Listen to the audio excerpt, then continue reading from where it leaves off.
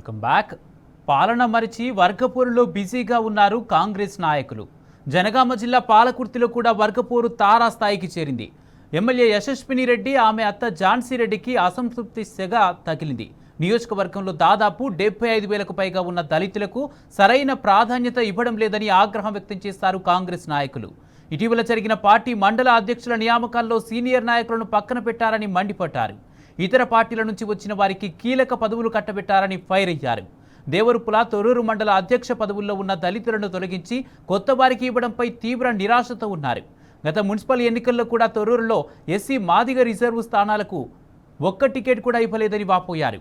అత్తాకోడళ్ల వ్యవహార శైలిపై ఆగ్రహం చెందిన పలువురు సీనియర్ నాయకులు టీపీసీసీ అధ్యక్షుడు మహేష్ కుమార్ గౌడ్ మంత్రి పొంగిరెడ్డికి ఫిర్యాదు చేశారు.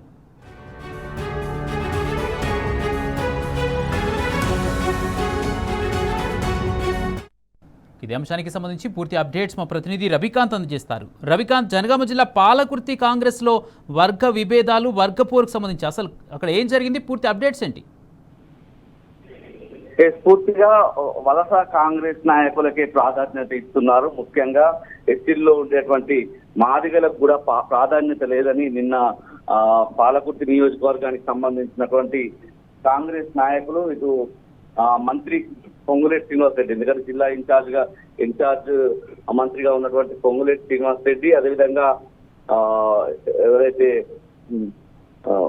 పిసిసి ప్రెసిడెంట్ గా ఉన్నటువంటి మహేష్ కుమార్ గౌడ్ ను కలిసి తమ గోడు వెళ్ళబోసుకున్నటువంటి పరిస్థితి మనకు కనిపిస్తా ఉంది. పూర్తి స్థాయిలో అత్తాకోడలు ఎమ్మెల్యే యశస్విని రెడ్డి, అదేవిధంగా ఆమె అత్త ఝాన్సీ రెడ్డి ఇద్దరు ఒంటెత్తు పోకడతో పోతున్నారన్నటువంటి అంశాన్ని వాళ్ళ విన్నపంలో, వాళ్ళ లేఖలో, వాళ్ళ ఫిర్యాదులో పేర్కొన్నటువంటి పరిస్థితి కనిపిస్తా ఉంది. పాలకుర్తి కాంగ్రెస్ లో సామాజిక న్యాయం ఎక్కడుందని వాళ్ళు ఆ లేఖలో ప్రశ్నించినటువంటి పరిస్థితి, ఆ ఫిర్యాదులో ప్రశ్నించినటువంటి పరిస్థితి. గత 2.5 సంవత్సరాలుగా దళితులకు అవమానం జరుగుతుందని, వలస వచ్చిన వారికే అందలం ఎక్కిస్తున్నారని, జెండాలు భుజాలపై మోసిన కార్యకర్తలను విస్మరిస్తున్నారన్నటువంటి అంశాన్ని ఆ లేఖలో పేర్కొన్నారు.